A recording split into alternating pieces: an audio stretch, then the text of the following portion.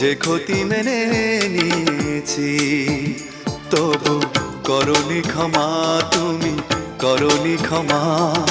নিষ্ঠুর প্রিয়তমা,